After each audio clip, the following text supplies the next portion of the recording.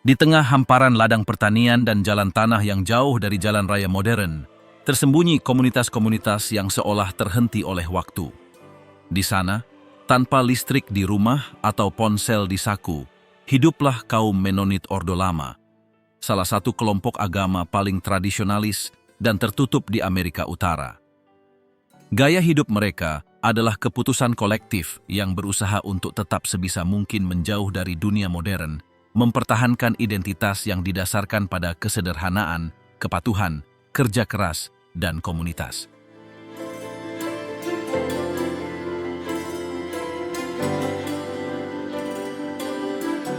Setiap aturan yang diterapkan dalam kelompok-kelompok ini tidak tunduk pada keinginan satu orang, melainkan pada kesepakatan komunitas yang telah dilestarikan selama beberapa generasi.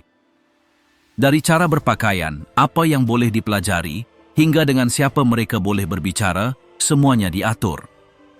Alat-alat kendali tidak terlihat oleh mata telanjang. Alat-alat tersebut adalah norma-norma internal, penolakan diam-diam, dan keputusan bersama yang tidak menoleransi diskusi. Tidak ada polisi, tidak ada hukuman fisik, tetapi sebuah tatanan yang tidak mengizinkan penyimpangan. Lalu, apa sebenarnya tradisi terlarang yang menjaga keutuhan dunia yang telah memilih untuk tidak berubah ini?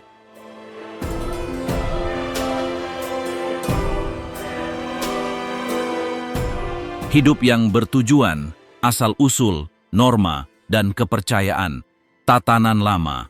Komunitas-komunitas ini tidak muncul secara tiba-tiba atau sebagai hasil dari pilihan yang terisolasi. Kaum Mennonite berawal dari gerakan Anabaptis abad ke-16, sebuah gerakan Kristen Eropa yang menolak baptisan bayi dan menganjurkan hidup sederhana, terlepas dari struktur kekuasaan negara.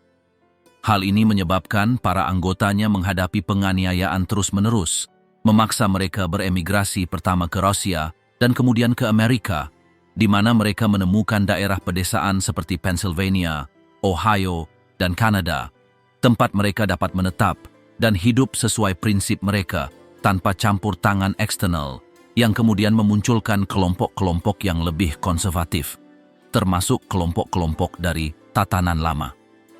Dalam lingkungan ini, kehidupan sehari-hari terstruktur di sekitar keluarga, agama, dan pekerjaan, dengan rumah-rumah sederhana, tanpa ornamen atau peralatan listrik, di mana para pria mengolah tanah menggunakan peralatan tradisional dan hewan penarik, alih-alih mesin modern.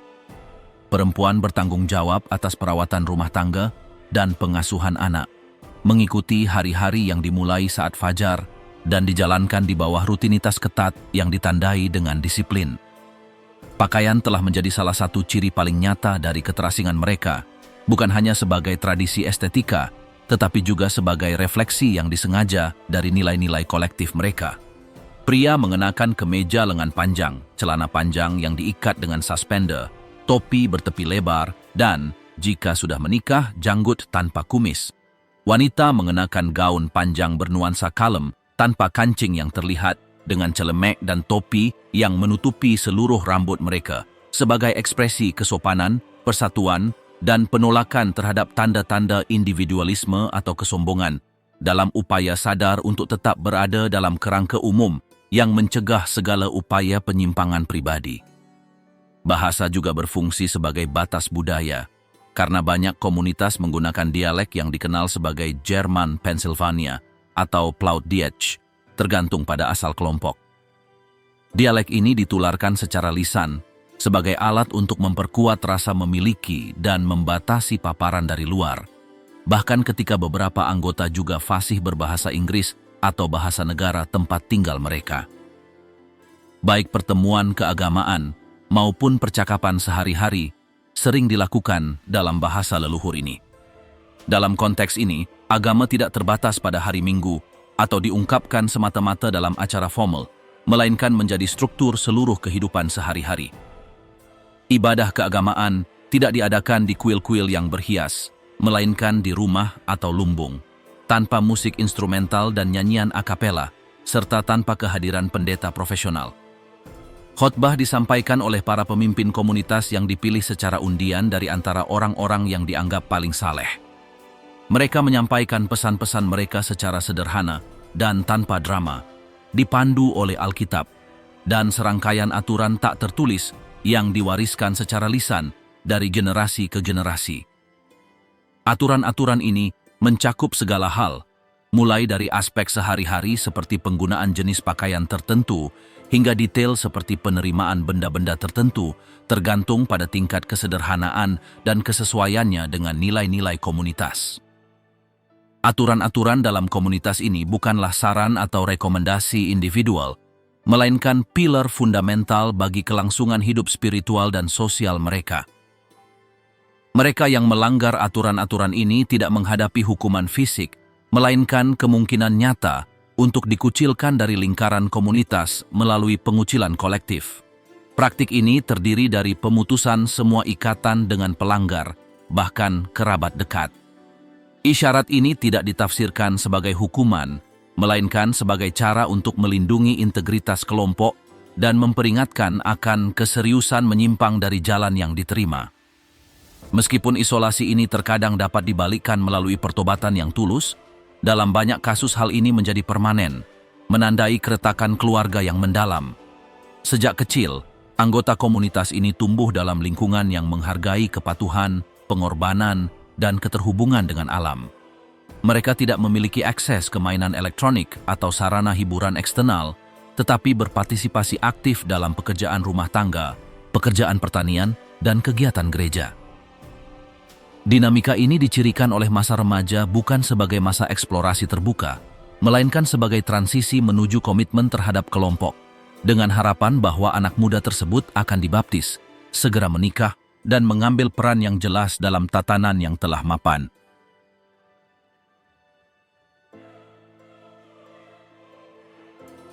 Jaringan bersenjata di komunitas pertanian Menonit.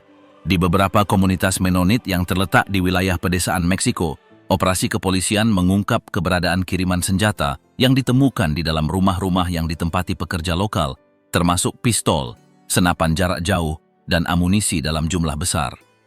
Hal ini didokumentasikan dalam investigasi yang dilakukan terutama di negara bagian Chihuahua, Durango, dan Zacatecas. Penemuan ini ditafsirkan sebagai bagian dari sistem pertahanan informal, karena ditemukan penjaga bersenjata yang menjaga lahan dan mesin, yang disewa langsung oleh para pemimpin setiap komunitas sebagai tindakan pencegahan terhadap ancaman eksternal. Penggunaan senapan berkekuatan tinggi yang tidak lazim di wilayah pertanian konvensional, dilengkapi dengan aktivitas yang bahkan lebih sensitif, pengangkutan narkoba secara gelap, kendaraan yang meninggalkan permukiman dengan membawa hasil pertanian kembali dengan paket tersembunyi di antara barang dagangan, dan melalui rute yang tersebar di beberapa negara bagian, pihak berwenang berhasil mencegat kiriman ganja dan metamfetamin. Sebagian informasi ini diperoleh melalui penyadapan yang mengungkap percakapan yang menyebutkan pembayaran tunai kepada perantara yang pekerjaannya tidak terkait dengan tugas pertanian rutin, mengonfirmasi keberadaan jaringan paralel yang tidak terdaftar secara resmi. Selama penggerebekan, kandang kuda dan gudang ditemukan berisi struktur tersembunyi yang dirancang khusus untuk menyembunyikan pengiriman ini, termasuk ruang rahasia yang dibangun di belakang tangki susu, ruang yang bukan gudang darurat biasa, melainkan area yang sengaja dirancang untuk menyembunyikan barang-barang ilegal. Juga didokumentasikan adalah kendaraan yang dimodifikasi, truk dengan kompartemen ganda atau structural internal palsu, siap untuk melakukan perjalanan melalui rute alternatif dan menghindari pemeriksaan, membuktikan tingkat persiapan yang hanya dapat dijelaskan oleh hubungan mereka dengan jaringan kriminal terorganisir di luar wilayah setempat. Beberapa anggota komunitas ini terdaftar dalam berkas polisi untuk hukuman pidana terkait perdagangan senjata ilegal. Salah satu dari mereka ditangkap di dekat sebuah peternakan saat membawa senjata yang diadaptasi untuk proyektil kelas militer. Namun, reaksi internal sepenuhnya bersifat rahasia. Warga tidak kooperatif dengan petugas yang bertanggung jawab atas proses hukum, dan meskipun telah dilakukan kontak resmi dengan para pemimpin masyarakat, mereka menolak untuk berpartisipasi secara aktif, sehingga memaksa pihak berwenang untuk meminta izin pengadilan guna memperoleh pernyataan resmi. Beberapa laporan resmi menunjukkan bahwa beberapa pria dari lingkungan tersebut terlibat langsung dalam tindak kekerasan. Tembakan senjata api pada malam hari di ladang-ladang terdekat didokumentasikan, dan di lokasi yang diinspeksi, bukti dikumpulkan yang memperkuat hipotesis bahwa komunitas-komunitas ini yang tampaknya didedikasikan secara eksklusif untuk pekerjaan pedesaan telah mengembangkan struktur bersenjata sekunder yang beroperasi secara paralel dengan kegiatan pertanian mereka di dalam rumah yang sama dan dengan partisipasi orang yang sama. Pada bulan April 2024, rekaman operasi yang dilakukan di Durango disebarluaskan ke publik. Dalam video tersebut, petugas terlihat mengepung sebuah lahan pertanian, sementara beberapa pria berpakaian adat ditahan selama hari kerja. Rekaman ini diserahkan ke pengadilan sebagai bagian dari berkas pengadilan dan memperkuat persepsi bahwa kelompok-kelompok ini menjalani kehidupan paralel di luar hukum. Analisis panggilan yang disadap juga mengungkapkan adanya rantai komando yang jelas dipimpin oleh para petinggi yang membuat keputusan strategis tentang penggunaan dan pembuangan senjata. Pertemuan-pertemuan ini diadakan secara tertutup, tanpa catatan atau saksi eksternal, dan beberapa laporan menyebutkan pembayaran yang dilakukan dengan judul kontribusi komunitas. Jumlah ini tidak tercatat dalam rekening bank atau catatan akuntansi dan ditujukan untuk individu yang bertugas memantau wilayah sekitar koloni. Sistem ini mencakup sistem rotasi. Setiap keluarga diwajibkan mengirim 1 orang per bulan untuk menangani tugas pengawasan ini dengan akses sementara ke senjata dan pelatihan dasar yang diberikan oleh anggota berpengalaman lainnya. Senjata-senjata tersebut didatangkan melalui rute sekunder, melewati kontrol perbatasan, dan tidak diperoleh melalui distributor resmi, melainkan melalui mekanisme alternatif yang mencakup aliansi dengan kelompok bersenjata lokal.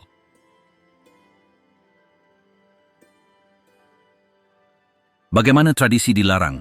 Kendali, kepatuhan, dan ketakutan akan perubahan. Dalam komunitas Menonit tatanan lama, setiap elemen kehidupan sehari-hari diatur oleh seperangkat aturan yang diwariskan secara lisan, tanpa perlu tulisan atau pencatatan formal.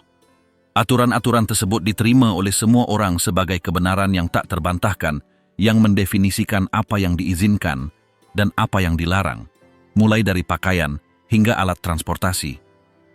Aturan-aturan ini tetap berlaku berkat kombinasi pengabdian, ketakutan, dan struktur otoritas hierarkis yang tidak menyisakan ruang untuk konsultasi terbuka atau pemungutan suara demokratis.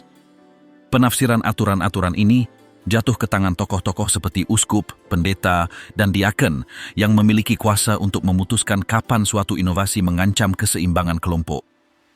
Jika sebuah keluarga memperkenalkan benda yang tidak diizinkan, seperti mesin cuci elektrik atau telepon, tindakan mereka tidak ditafsirkan sebagai keputusan pribadi, melainkan sebagai isyarat yang dapat mengganggu keharmonisan kolektif. Hal ini menimbulkan kecurigaan yang segera mengarah pada peninjauan dan keputusan oleh para pemimpin tanpa ruang untuk debat publik. Sistem kendali ini tidak dipertahankan melalui kekerasan fisik atau hukuman fisik, melainkan melalui tekanan sosial, beban pengawasan kolektif, dan ketakutan akan isolasi. Komunitas bertindak sebagai jaringan di mana setiap orang mengawasi setiap orang, dan ketika seseorang melanggar aturan, mereka akan diperingatkan terlebih dahulu. Jika mereka terus berlanjut, praktik pengucilan diaktifkan. Mekanisme ini melibatkan pemutusan semua kontak sosial, keluarga, dan ekonomi dengan pelaku, tanpa perlu kekerasan atau skandal, tetapi dengan dampak yang menghancurkan bagi mereka yang bergantung pada kerjasama kelompok untuk kehidupan sehari-hari mereka. Pengucilan ini tidak terbatas pada ranah publik, tetapi juga memengaruhi ranah pribadi, seperti seorang ibu yang mungkin berhenti berbicara dengan putrinya, meskipun ia sangat mencintainya, jika ia percaya bahwa ia memenuhi kehendak Tuhan. Mereka yang menentang aturan dianggap tidak hanya membahayakan jiwa mereka, tetapi juga mengancam kesehatan rohani kelompok, seolah-olah satu tindakan dapat mencemari sisanya. Meskipun secara teori hukuman dapat dibatalkan setelah bertobat, dalam praktiknya banyak yang tidak kembali, baik karena mereka bergabung dengan komunitas lain yang lebih fleksibel, atau karena mereka sepenuhnya meninggalkan gaya hidup tersebut, yang menimbulkan kerugian ganda. Bagi mereka yang tetap tinggal, dan bagi mereka yang pergi. Penolakan terhadap perubahan didorong oleh visi keagamaan yang tidak sekadar menyatakan iman seseorang, melainkan membutuhkan manifestasi yang konstan melalui tindakan nyata. Menghormati aturan tak tertulis merupakan ungkapan kerendahan hati, ketaatan, dan ketundukan pada tatanan ilahi, sehingga setiap perubahan, sekecil apapun, dapat dipandang sebagai tindakan kesombongan, tanda pemberontakan, atau ancaman terhadap keseimbangan spiritual yang, menurut logika ini, harus tetap utuh, meskipun itu berarti mengorbankan perbaikan praktis yang dapat mempermudah kehidupan sehari-hari. Namun, keputusan tidak dibuat secara impulsif atau sembrono. Para pemimpin seringkali berkonsultasi satu sama lain, mengamati apa yang terjadi di komunitas lain, dan merujuk pada referensi sejarah sebelum menerima atau menolak perkembangan baru. Beberapa komunitas mengizinkan penggunaan kendaraan tertentu, tetapi hanya jika berwarna tertentu dan tidak berhias, untuk menghindari peningkatan kesombongan atau status. Yang lain menerima penggunaan listrik, tetapi hanya untuk tugas-tugas yang sangat terbatas, seperti pendinginan atau lampu sorot. Setiap kemajuan teknologi melewati proses negosiasi, di mana dampaknya terhadap kohesi sosial dan spiritual kelompok dievaluasi, bukan fungsinya. Sistem ini bekerja terutama karena tidak membutuhkan lembaga eksternal untuk mempertahankannya. Tidak ada polisi, hakim, atau hukuman formal, tetapi ada lingkungan di mana setiap penyimpangan segera terdeteksi dan di mana tekanan teman sebaya bertindak sebagai rem yang efektif. Ketika sebuah keluarga memperkenalkan sesuatu yang baru, semua orang mengetahuinya dan informasi itu cukup untuk memicu peringatan, isolasi, atau penyesuaian. Dalam konteks ini, konformitas tidak dipandang sebagai kelemahan, tetapi sebagai kebajikan, dan mereka yang patuh tanpa pertanyaan lebih dihargai daripada mereka yang mengusulkan alternatif atau mengungkapkan keraguan.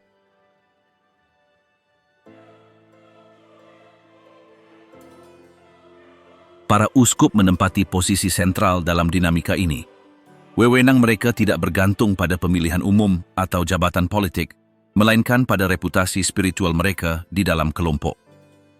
Mereka dipilih melalui undian dari antara orang-orang yang dianggap paling saleh, dan setelah ditunjuk, perkataan mereka menjadi hukum.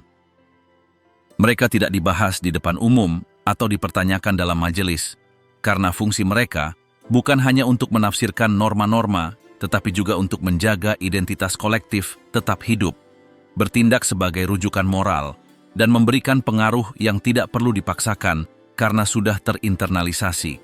Elemen kunci lain dalam kendali kelompok adalah sistem pendidikan yang hanya mengajarkan hal-hal mendasar, membaca, menulis, berhitung dasar, dan doktrin agama. Tidak ada ruang untuk sejarah, sains, atau filsafat, karena konten apapun yang dapat membangkitkan pemikiran kritis atau menimbulkan keraguan tentang struktur yang mapan dihindari. Tujuannya bukanlah untuk membentuk individu dengan kapasitas untuk memilih, melainkan anggota yang taat, yang memahami peran mereka, dan memenuhinya tanpa menyimpang, karena pikiran yang mulai terlalu banyak bertanya dipandang sebagai ancaman yang dapat merusak keseimbangan yang telah dicapai selama beberapa generasi. Hasil dari sistem ini adalah sebuah struktur yang, meskipun tampak tak bergerak dari luar, sebenarnya berada dalam ketegangan yang konstan. Setiap generasi menghadapi tantangan, godaan, dan dilema baru, dan sementara beberapa anak muda mendambakan pengalaman dunia luar atau memberontak secara diam-diam, beban kelompok, rasa takut akan penolakan, dan kekuatan teladan membawa banyak orang kembali.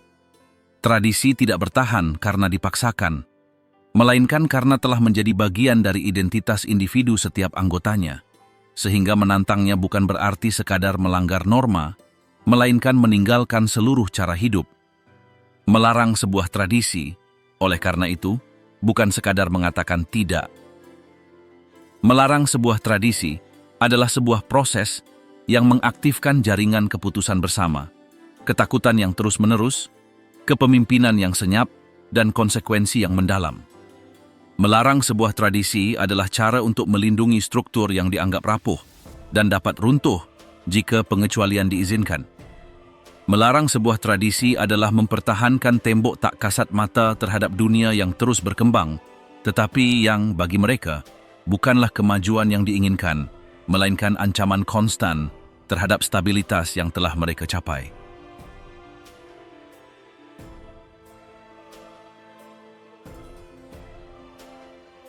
Musuh di balik tembok, perjuangan melawan telefon dan teknologi. Bagi banyak orang, telefon tak lebih dari sekadar alat umum, bagian dari kehidupan sehari-hari. Namun, bagi kaum Mennonite Ordo Lama, kehadirannya merupakan ancaman langsung terhadap fondasi cara hidup mereka, menjadi objek yang memicu kecurigaan, diskusi diam-diam, dan ketegangan yang mendalam. Dalam komunitas yang mendasarkan imannya pada isolasi, kepatuhan, dan kerendahan hati, setiap elemen eksternal yang mampu mengganggu keseimbangan tersebut harus tunduk pada filter kolektif berupa kebijaksanaan spiritual dan kontrol sosial sebelum diterima atau ditolak. Perluasan penggunaan telepon di daerah pedesaan Pennsylvania, Ohio, dan wilayah Amerika Utara lainnya pada akhir abad ke-19 dan awal abad ke-20 membawa teknologi baru ini langsung ke pintu-pintu rumah kaum Mennonite tanpa perlu melintasi pasar, jalan, atau lembaga eksternal. Hal ini, sebagaimana dijelaskan Diane Zimmerman Amble, menandai pertama kalinya sebuah inovasi modern secara langsung menyerbu inti kehidupan komunitas tanpa mediasi atau peringatan sebelumnya. Awalnya, beberapa petani memandang telepon sebagai alat yang berguna untuk bisnis mereka, memungkinkan mereka berkomunikasi dengan pemasok, dokter hewan, atau kerabat tanpa meninggalkan lahan pertanian. Maka, saluran telepon pertama pun dipasang secara komunal dan menggunakan tiang-tiang darurat antar tetangga, tanpa menyangka hal ini akan segera menimbulkan pertanyaan yang lebih mendalam tentang batasan privasi, moralitas, dan identitas kelompok. Pertanyaan-pertanyaan yang meresahkan pun muncul. Apakah benar jika satu keluarga dapat berbicara dengan keluarga lain tanpa sepengetahuan mereka? Bukankah ini mendorong gosip, rasa ingin tahu, dan paparan yang tidak perlu terhadap dunia luar? Para pemimpin spiritual segera memahami bahwa telepon, tidak seperti bajak atau alat kerja modern, tidak memiliki fungsi praktis tunggal, melainkan menghadirkan variabel-variabel yang sulit dikendalikan. Selain berfungsi untuk mengatasi keadaan darurat, telepon dapat digunakan untuk bersenang-senang, bersantai, menerima berita dari luar, atau bahkan untuk melakukan percakapan rahasia yang bertentangan dengan prinsip-prinsip kewaspadaan bersama, transparansi, dan harmoni yang menjadi dasar kehidupan Mennonite. Perdebatan tersebut tidak terjadi di ruang terbuka atau dalam pertemuan umum. Para uskup dan pendeta membahas masalah ini secara tertutup, mengevaluasi situasi-situasi spesifik, dan mengamati konsekuensi penggunaan telepon terhadap mereka yang telah memasangnya, menganalisis apakah hal ini mengubah kebiasaan, cara berpakaian, sikap, atau bahasa mereka. Yang penting bukanlah niat pengguna, melainkan dampak nyata keberadaan perangkat tersebut terhadap kehidupan mereka dan persepsi kelompok. Beberapa memilih memasang telepon di gudang yang jauh dari rumah, sebagai cara menunjukkan kepatuhan parsial, mengizinkan akses tanpa mengizinkan masuk ke dalam rumah. Amble mencatat bahwa praktik ini melambangkan penerimaan modernitas yang terbatas, semacam keseimbangan rapuh yang berusaha mempertahankan kegunaan tanpa menyerah pada perubahan total. Meskipun bagi para uskup yang lebih konservatif, ini tak lebih dari pintu setengah terbuka yang mengancam akan terbuka sepenuhnya kapan saja. Perpecahan segera muncul. Beberapa komunitas memutuskan untuk mengizinkan penggunaan telepon dengan persyaratan ketat. Telepon harus dipasang di luar rumah, hanya dapat digunakan dalam situasi mendesak, tidak boleh diganggu saat makan atau berdoa, dan penggunaannya harus dibatasi dan di bawah pengawasan. Komunitas lain melarangnya sama sekali, yang menyebabkan ketegangan internal. Keluarga yang tidak memiliki ponsel memandang mereka yang memilikinya dengan curiga. Anak-anak bertanya, mengapa mereka tidak bisa berbicara dengan sepupu mereka. Dan banyak perempuan yang bertanggung jawab atas kesehatan dan koordinasi rumah tangga menyadari bahwa ponsel dapat mempermudah tugas mereka, tetapi juga tahu bahwa menggunakannya berarti menentang perintah tersebut. Kontroversi ini berhenti menjadi argumen fungsional dan menjadi masalah identitas. Penolakan terhadap telepon menjadi tanda kemurnian dan komitmen terhadap ordnung. Mereka yang menentangnya dianggap setia, sementara mereka yang menerimanya, meskipun dengan batasan, dipandang dengan curiga, seolah-olah mereka menyerah pada godaan yang berbahaya. Dengan demikian, telepon berubah dari benda yang berguna menjadi semacam ujian iman, sebuah simbol yang tergantung di dinding yang menandai batas antara kepatuhan dan pemberontakan.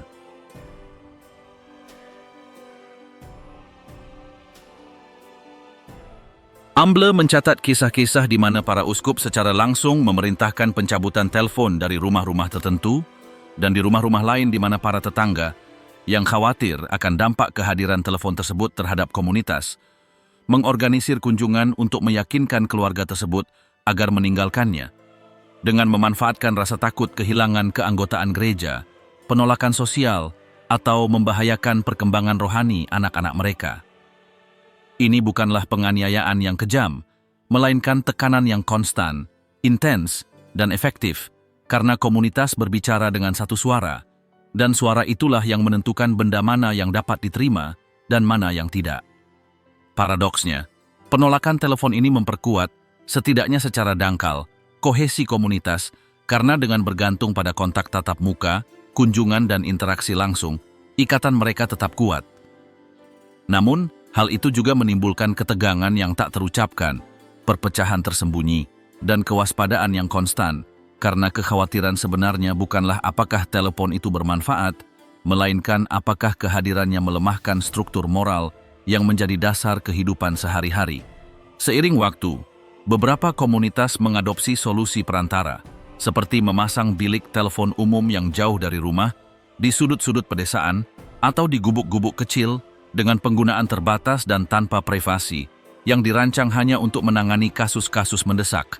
Namun, inisiatif-inisiatif ini pun dikritik oleh para pemimpin yang lebih tegas, yang memperingatkan bahwa kebutuhan mendesak saat ini dapat dengan mudah menjadi rutinitas di masa mendatang, membuka pintu bagi normalisasi progresif yang akan mengaburkan batas-batas.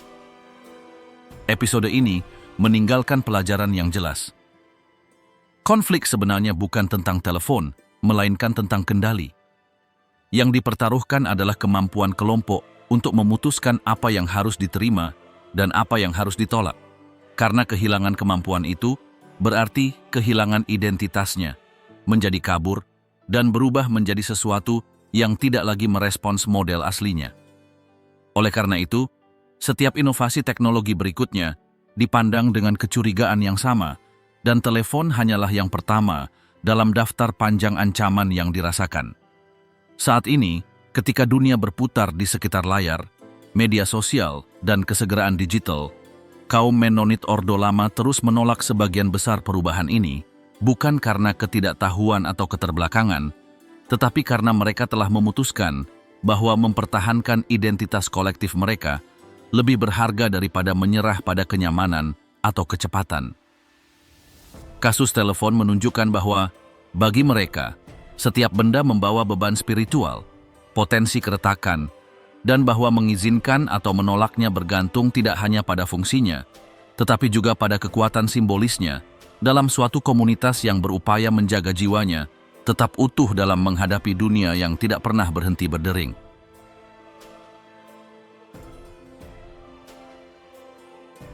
Tradisi terlarang, apa yang tak terlihat, tak dinyanyikan, tak dipelajari, untuk memahami mengapa kaum Menonit Ordo Lama menolak hal-hal lumrah seperti televisi, musik instrumental, atau studi universitas, kita perlu melihat lebih jauh dari yang kasat mata. Apa yang sekilas tampak sebagai penolakan terhadap kemajuan sebenarnya merespons logika internal yang berorientasi pada perlindungan spiritual. Setiap aturan, betapapun anehnya dari luar, merupakan bagian dari jaring nilai yang mengutamakan kerendahan hati, kepatuhan, dan kohesi kelompok di atas kenyamanan modern atau kebutuhan individu. Semua batasan yang diberlakukan dalam Ordo Lama mengikuti logika yang sama, menghindari praktik atau alat apapun yang dapat membangkitkan kesombongan pribadi, menumbuhkan individualisme, atau menimbulkan kontak yang tidak perlu dengan dunia luar. Ini bukanlah aturan yang diberlakukan secara acak, melainkan langkah-langkah yang dirancang untuk mempertahankan gaya hidup yang menganggap pemisahan sebagai bagian penting dari mandat spiritual. Musik dengan jelas menggambarkan logika ini. Selama pertemuan keagamaan, instrumen tidak digunakan, karena hanya nyanyian a cappella yang diizinkan, dinyanyikan perlahan dan tanpa hiasan. Tidak ada ruang untuk harmoni yang rumit atau interpretasi pribadi, karena semua orang bernyanyi dengan cara yang sama, dengan ritme yang sama, menggunakan lirik yang sama. Yang relevan di sini bukanlah estetika bunyinya, melainkan komitmen spiritual. Memperkenalkan instrumen, entah itu organ, gitar, atau bahkan suling sederhana, akan menonjolkan keterampilan, memungkinkan ekspresi individu, dan akibatnya melemahkan persatuan. Menurut Diane Zimmerman Amble, musik dalam komunitas-komunitas ini dimaksudkan untuk menyatukan, bukan untuk mengucilkan seseorang. Mobil juga merupakan bagian dari logika eksklusi ini. Di banyak komunitas Ode Lama, perjalanan masih dilakukan dengan kereta kuda, bukan karena kekurangan uang atau pengetahuan teknis, tetapi karena mobil melambangkan kemandirian, kecepatan, dan akses yang lebih besar ke dunia luar. Dengan mobil, seseorang dapat pergi sendiri, menentukan nasibnya tanpa konsultasi, dan bergerak bebas. Mobil juga memperlihatkan perbedaan ekonomi antar anggota. Meskipun semua orang menggunakan kereta yang sama, tidak ada yang menonjol. Namun, ketika kendaraan modern muncul, keseimbangan visual dan sosial ini terganggu. Dan dengan itu, muncul kesombongan, persaingan, dan risiko ketidaksetaraan. Beberapa kelompok telah menerima versi modifikasi kendaraan, dicat hitam mate, tanpa dekorasi atau radio, dengan aturan penggunaan yang ketat. Namun pesannya tetap sama. Maju cepat bukan berarti maju lebih baik. Mengenai pendidikan, akses ke pendidikan tinggi sepenuhnya dibatasi. Sekolah-sekolah Menonit hanya mengajarkan dasar-dasar, membaca, menulis, operasi sederhana, dan doktrin agama. Tujuannya bukan untuk mengembangkan individu yang berpikir kritis, melainkan anggota masyarakat yang berguna dan loyal. Melanjutkan studi di luar kerangka ini berarti bersentuhan dengan ide-ide asing, sistem pemikiran liberal, dan godaan akademis yang dapat mempertanyakan aturan ordnung. Oleh karena itu, kaum muda dipersiapkan untuk memenuhi peran di ladang, rumah, dan gereja, bukan untuk masuk universitas. Mereka yang melakukannya tidak serta-merta dikeluarkan, tetapi mereka kehilangan tempat di dalam kelompok. Mereka tidak lagi cocok. Dan dalam lingkungan di mana persatuan adalah segalanya, tersisih berarti melepaskan diri dari apa yang esensial. Listrik merupakan salah satu isu paling sensitif. Listrik ditolak bukan hanya karena ia merupakan teknologi, tetapi karena segala sesuatu yang terkandung di dalamnya. Memiliki listrik berarti menerima koneksi ke jaringan listrik publik, membayar tagihan, mengizinkan inspeksi eksternal, dan bergantung pada struktur di luar kendali komunitas. Lebih lanjut, listrik juga membawa serta peralatan rumah tangga, stop kontak, kipas angin, stereo, televisi, kebisingan, dan gangguan. Karena alasan ini, beberapa komunitas menerima penggunaan lampu minyak tanah atau kulkas gas, bahkan baterai untuk perangkat tertentu, tetapi menolak instalasi listrik tradisional. Idenya jelas, semakin mirip rumah Menonite dengan rumah di dunia modern, semakin rapuh pula batas yang memisahkan komunitas tersebut dari masyarakat lainnya.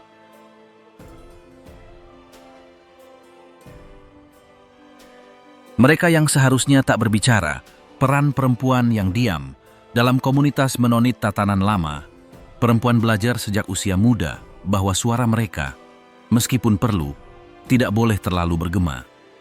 Kebijaksanaan, kepatuhan, dan kerja diam adalah nilai-nilai luhur yang dipupuk dengan saksama. Kepentingan mereka dalam kelompok tidak disangkal, tetapi tempat mereka terbatas pada ranah domestik. Mereka lahir, tumbuh dewasa, dan menikah dengan keyakinan bahwa peran mereka ditentukan oleh struktur leluhur yang tidak memungkinkan perubahan yang mudah. Sejak usia dini, anak perempuan dididik untuk menjadi istri dan ibu. Sementara anak laki-laki menerima instruksi dasar dalam membaca, berhitung, dan Alkitab untuk mengambil peran kepemimpinan. Perempuan berfokus pada pekerjaan rumah tangga, memasak, menjahit, membersihkan, dan mengasuh adik-adik. Mereka tidak diharapkan untuk memimpin diskusi atau membuat keputusan, melainkan untuk mempertahankan jalinan yang menyatukan keluarga. Pendidikan formal berakhir lebih awal, dan pernikahan datang lebih awal, seringkali dalam lingkaran komunitas yang sama. Menjadi ibu bukanlah sebuah pilihan, melainkan sebuah takdir. Pola otoritas bersifat patriarki. Ayah memimpin rumah tangga, dan uskup mewakili otoritas spiritual. Keputusan dibuat di ruang laki-laki, oleh penatua, pendeta, dan suami. Perempuan tidak berpartisipasi dalam pertemuan gereja tempat norma-norma dibahas. Mereka juga tidak memberikan suara pada isu-isu yang memengaruhi seluruh komunitas. Peran mereka adalah menerima, menyampaikan, dan menjunjung tinggi apa yang didefinisikan laki-laki.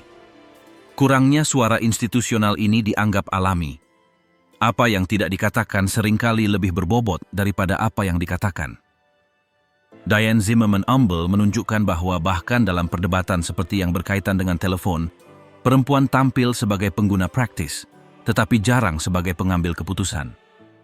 Mereka mungkin membutuhkannya untuk alasan medis atau mendesak, tetapi pendapat mereka datang melalui suami mereka, atau dalam percakapan pribadi, tidak pernah dalam rapat. Perdebatan tentang penggunaannya mewakili sesuatu yang lebih besar. Siapa yang memiliki kuasa untuk memutuskan dan siapa yang harus beradaptasi. Pakaian juga memperkuat struktur ini. Perempuan berpakaian seragam, gaun panjang, warna-warna kusam, celemek, topi putih. Pakaian-pakaian ini tidak hanya menunjukkan kesopanan, tetapi juga kepatuhan. Setiap aturan tentang panjang gaun atau bentuk hiasan kepala memperkuat gagasan bahwa tubuh perempuan tidak boleh menonjol. Estetika individu tunduk pada konsensus. Ruang-ruang dipisahkan berdasarkan gender. Di gereja, perempuan dan laki-laki duduk terpisah. Di meja makan, meskipun semua orang berbagi, urutan melayani dan berbicara mengikuti hierarki yang tak terucapkan. Keputusan keluarga, bahkan jika ibu yang mengelola rumah, didahulukan oleh ayah. Bahkan dalam kehidupan sehari-hari, otonomi terbatas pada apa yang diperbolehkan. Namun, itu tidak berarti mereka tidak berpengaruh. Banyak yang diam-diam menjunjung tinggi tatanan komunitas. Mereka mewariskan tradisi, mempertahankan bahasa leluhur, dan mempertahankan rutinitas. Mereka mengajar di sekolah, mengelola rumah, dan merawat kesehatan keluarga. Peran mereka, meskipun tak terlihat dalam lingkungan kelembagaan, sangat penting. Dan, karena alasan itulah, mereka tidak diharapkan untuk menantangnya. Ketika seseorang melanggar norma, konsekuensinya jelas. Mempertanyakan norma, belajar melampaui tingkat yang diterima, atau tidak menikah pada usia yang diharapkan menimbulkan ketegangan. Jika seorang perempuan memutuskan untuk pergi, hukumannya sama seperti bagi anggota keluarga yang pergi. Isolasi. Keluarga dapat mempertahankan kontak, tetapi dalam batas-batas tertentu. Komunitas merapatkan barisan. Sekalipun tidak ada kekerasan, diam saja sudah cukup. Ada beberapa kasus perempuan yang meninggalkan tatanan lama untuk mencari kehidupan lain. Beberapa bergabung dengan kelompok yang lebih modern, yang lain meninggalkan kehidupan religius. Dalam kesaksian mereka, yang paling sering diulang bukanlah kritik, melainkan pergulatan batin. Keterikatan pada komunitas versus hasrat akan kebebasan.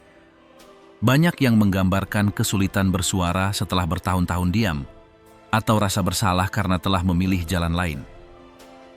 Meski begitu, satu hal yang jelas, keinginan untuk memutuskan bukanlah sebuah kesalahan. Di dalam komunitas, terdapat bentuk-bentuk perlawanan yang terselubung. Beberapa perempuan mengekspresikan diri melalui tulisan pribadi, mengajar, atau menasihati suami. Pengaruhnya tidak selalu langsung. Ada para matriarki yang diam dan teguh, dihormati atas teladan mereka. Mereka tidak mengubah norma, tetapi mereka melakukan penyesuaian kecil yang meredakan kekakuan. Perlawanan diam-diam ini menopang dimensi kekuasaan yang lain.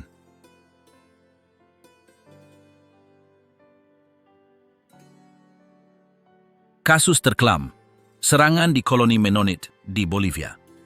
Antara tahun 2005 dan 2009, di koloni Manitoba yang terletak di Bolivia Timur, serangkaian serangan seksual dilaporkan menimpa puluhan perempuan Mennonite. Selama bertahun-tahun, serangan ini berulang secara sistematis.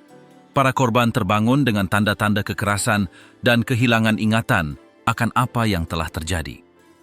Beberapa memiliki bekas luka fisik, yang lain terbangun dalam keadaan bingung, di ranjang yang berbeda, atau dengan pakaian yang berbeda. Semua hidup dalam pola kebingungan, ketakutan, dan keheningan yang sama. Para perempuan mulai curiga bahwa mereka diserang saat tidur. Beberapa menceritakan pengalaman mereka kepada ibu atau tetangga mereka. Awalnya, keluarga mengira itu adalah penyakit yang tidak diketahui atau hukuman spiritual. Mereka bahkan mengadakan doa khusus untuk perlindungan di malam hari, tetapi ketakutan semakin menjadi-jadi, dan tidak seorang pun benar-benar tahu apa yang terjadi. Seiring berjalannya waktu, kasus-kasus tersebut semakin banyak. Anak perempuan, remaja, istri, dan perempuan lanjut usia menunjukkan gejala yang sama. Mereka mengaku tidur tanpa masalah dan terbangun dengan rasa sakit, memar, atau sensasi aneh, tidak dapat menjelaskan apa yang telah terjadi. Dalam beberapa kasus, para perempuan tersebut hamil tanpa memahami bagaimana hal itu terjadi. Meskipun kecurigaan semakin meningkat, tidak ada pihak berwenang luar yang dipanggil. Pencarian jawaban terbatas pada komunitas itu sendiri. Pada tahun 2009, peristiwa tersebut akhirnya terungkap. Sebuah keluarga mengejutkan sekelompok pria di dalam rumah pada malam hari. Mereka membawa jarum suntik dan botol obat hewan yang mereka gunakan sebagai obat penenang untuk menidurkan para perempuan tersebut sebelum menyerang mereka. Ketika ditemukan, mereka ditangkap oleh anggota komunitas itu sendiri, yang kemudian memutuskan untuk melaporkannya ke polisi. Investigasi mengungkapkan bahwa para terdakwa menggunakan anestesi cair yang diberikan melalui semprotan atau suntikan. Mereka memasuki rumah-rumah pada malam hari, beraksi secara berkelompok, dan bergantian menyiksa para perempuan tersebut saat mereka tidak sadarkan diri. Pola ini berulang selama lebih dari 4 tahun tanpa henti. Para korban, di bawah pengaruh obat-obatan, tidak dapat melawan atau mengingat apa yang telah terjadi. Beberapa pria ditangkap, beberapa masih muda, yang lainnya adalah ayah. Di rumah mereka, polisi menemukan alat-alat yang digunakan, obat hewan peliharaan, jarum suntik, alat-alat improvisasi, dan barang-barang lain yang memperkuat kesaksian para korban. Pemeriksaan medis mendukung tuduhan tersebut. Para perempuan tersebut dievaluasi oleh tenaga medis dan diwawancarai oleh pengadilan. Banyak yang mengalami cedera yang sesuai dengan kekerasan seksual. Sidang berlangsung di Santa Cruz de la Sierra. Para terdakwa mengakui keterlibatan mereka. Mereka menjelaskan bagaimana mereka mengorganisir sebelumnya, menyiapkan obat penenang, dan bertindak secara bergiliran untuk menyerang perempuan yang sedang tidur. Jaksa penuntut menghadirkan bukti-bukti yang meyakinkan. Pernyataan dari para korban, analisis forensik, benda-benda sitaan, dan rekaman. Hakim menjatuhkan hukuman kepada mereka yang bertanggung jawab. Kasus ini berdampak internasional. Media asing melaporkan apa yang terjadi. Artikel-artikel ditulis, protes diorganisir, dan debat publik meletus. Organisasi-organisasi hak asasi manusia menyerukan peninjauan kembali model tata kelola di koloni-koloni Mennonite dan menuntut perawatan medis dan dukungan psikologis bagi para perempuan yang terdampak. Namun, hanya sedikit yang dapat menerima bantuan berkelanjutan. Di dalam koloni, konsekuensinya sangat besar, meskipun tidak terlihat. Beberapa keluarga memutuskan untuk pindah. Yang lain menjadi semakin tertutup. Para korban kembali ke aktivitas sehari-hari mereka tanpa membicarakan masalah tersebut dengan pihak luar. Mereka yang mencoba memberikan kesaksian kepada wartawan ditegur oleh anggota kelompok lainnya. Masalah ini dihindari dalam rapat-rapat. Para pemimpin memilih untuk tetap diam. Setelah dinyatakan bersalah, para pelaku kekerasan diusir dari komunitas. Rumah-rumah mereka dibiarkan kosong atau ditempati orang lain. Tidak seorang pun menyebut nama mereka. Mereka tidak pernah disebut-sebut lagi di depan umum. Rutinitas komunitas tetap berjalan seperti biasa. Sekolah, panen, lokakarya, dan upacara keagamaan tetap berjalan seolah-olah tidak terjadi apa-apa. Aturan internal tidak disesuaikan. Para korban tidak menerima tindak lanjut yang sistematis. Beberapa menghadiri konsultasi medis sekali saja, tetapi kembali ke kehidupan normal mereka tanpa bantuan psikologis atau perlindungan khusus. Beberapa perempuan hamil akibat kekerasan tersebut. Dalam kasus-kasus ini, anak-anak dilahirkan di dalam koloni dan dibesarkan oleh keluarga mereka. Keputusan dibuat tanpa campur tangan dari luar.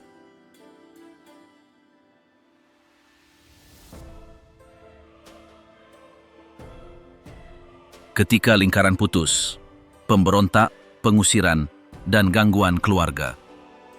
Dalam komunitas Menonit, salah satu ketegangan terdalam muncul ketika seseorang memutuskan untuk menyimpang dari jalur yang telah ditetapkan. Sistem ini dipertahankan tidak hanya oleh aturan tertulis, tetapi juga oleh pengawasan terus-menerus, kepatuhan kolektif yang diperkuat oleh tekanan sosial, dan, yang terpenting, rasa takut akan isolasi. Ketika seseorang memutuskan untuk merusak keseimbangan ini, konsekuensinya tidak hanya memengaruhi kehidupan mereka, tetapi juga keluarga dan struktur komunitas yang mereka tinggalkan.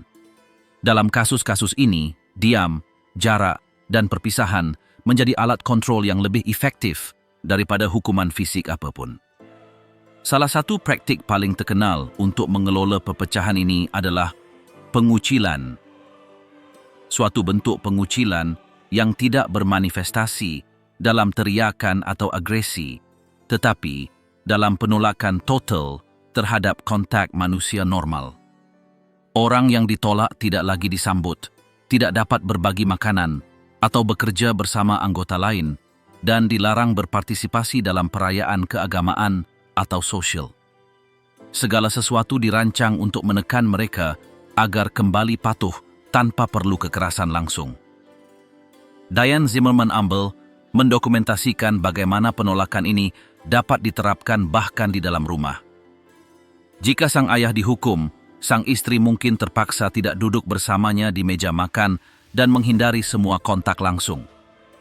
Jika seorang anak tidak patuh, orang tua harus membatasi ekspresi kasih sayang dan membatasi sosialisasi, meskipun mereka tinggal di bawah atap yang sama. Ikatan emosional tidak hilang, tetapi tetap tunduk pada struktur yang memaksakan jarak sebagai tindakan korektif.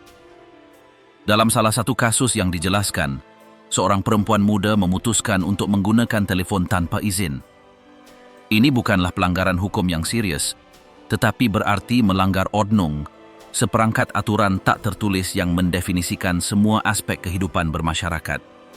Setelah beberapa peringatan dan upaya mediasi, masyarakat menetapkan syarat yang jelas, berhenti menggunakan telepon atau menghadapi penolakan.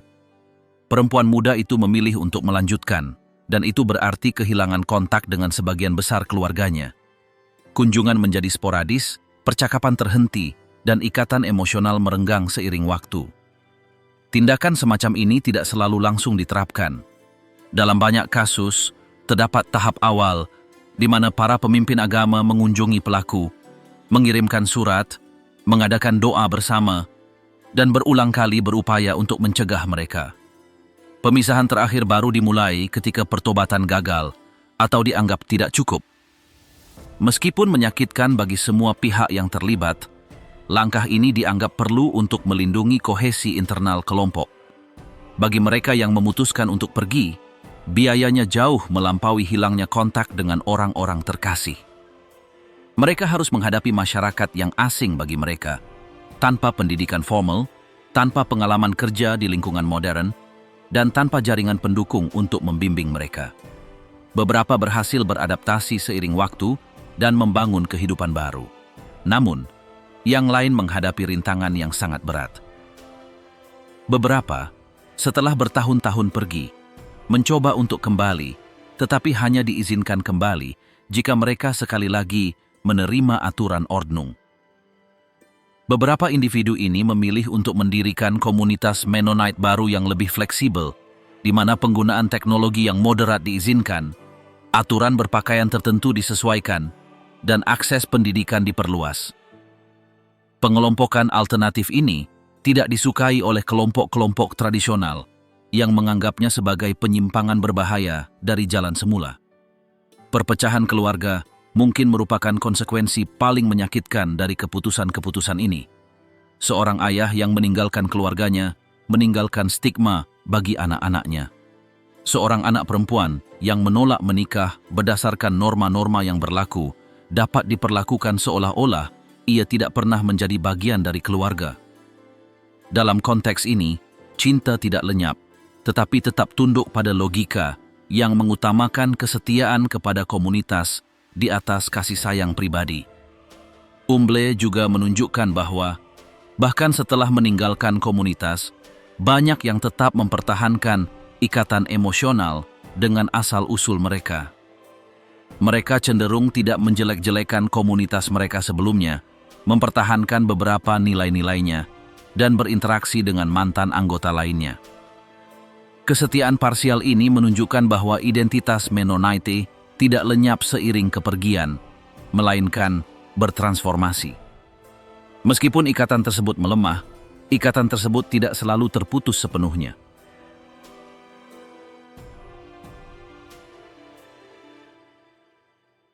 Beberapa orang mencoba untuk tetap dekat secara geografis, membeli tanah yang bersebelahan, atau mencari cara untuk terus bertemu keluarga mereka, bahkan dari kejauhan.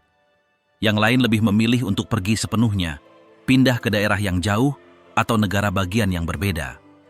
Keputusan setiap orang berbeda, tetapi polanya berulang. Mereka yang meninggalkan jalan yang telah mereka tempuh tidak hanya kehilangan tempat tinggal, tetapi juga meninggalkan bagian penting dari sejarah mereka. Dampak dari perpisahan dari komunitas tidak selalu terasa pada awalnya. Beberapa orang percaya bahwa mereka masih dapat bertemu orang-orang terkasih, bahwa perubahan akan ditoleransi, bahwa kasih sayang keluarga akan tetap ada. Namun seiring waktu, mereka menyadari bahwa perpisahan itu menjadi lengkap. Ini bukan sekadar berganti pakaian atau berhenti menghadiri ibadah. Ini adalah pemutusan identitas, sebuah transformasi yang mengubah individu menjadi orang luar. Kesaksian yang dikumpulkan oleh Umble mengungkapkan bahwa kepergian ini hampir selalu merupakan hasil dari proses yang panjang. Tidak ada yang meninggalkannya dalam semalam. Di balik setiap perpisahan, terdapat keraguan selama bertahun-tahun, tindakan-tindakan kecil yang tidak patuh, bacaan yang dilarang, musik yang dilarang, atau percakapan intim yang menggoyahkan kepastian. Dengan setiap gestur, dengan setiap pilihan yang berbeda, jarak semakin melebar hingga tak terelakkan. Komunitas juga tidak monolitik dalam reaksinya. Sebagian membela penolakan sebagai cara untuk menjaga ketertiban dan mencegah kelompok bubar. Sebagian lainnya, meskipun mematuhi aturan yang ditetapkan, diam-diam meratapi hilangnya kontak dengan orang yang dicintai. Dalam kasus-kasus ini, konflik antara kewajiban kolektif dan perasaan individu tak terelakkan. Tak seorang pun ingin kehilangan anak atau saudara kandung, tetapi banyak yang khawatir bahwa membuat pengecualian akan melemahkan fondasi dunia mereka. Umble menegaskan bahwa penolakan bukanlah hukuman impulsif atau dendam, melainkan sebagai alat struktural untuk menjaga identitas bersama tetap hidup. Fungsinya bukan untuk menghukum, melainkan untuk melestarikan. Namun, konsekuensi emosionalnya seringkali mendalam dan abadi. Luka yang ditinggalkannya tidak selalu sembuh. Rasa kesepian yang terus-menerus muncul dalam banyak cerita. Bulan-bulan pertama di luar komunitas digambarkan sebagai masa kekosongan, kebingungan, dan kesedihan. Seseorang kehilangan bahasa, rutinitas, dan lingkungan yang familiar. Apa yang diperoleh seseorang dalam otonomi seringkali dibayar dengan ketidakpastian. Dan meskipun beberapa orang berhasil membangun kehidupan baru, Kenangan akan apa yang mereka tinggalkan selalu bersama mereka.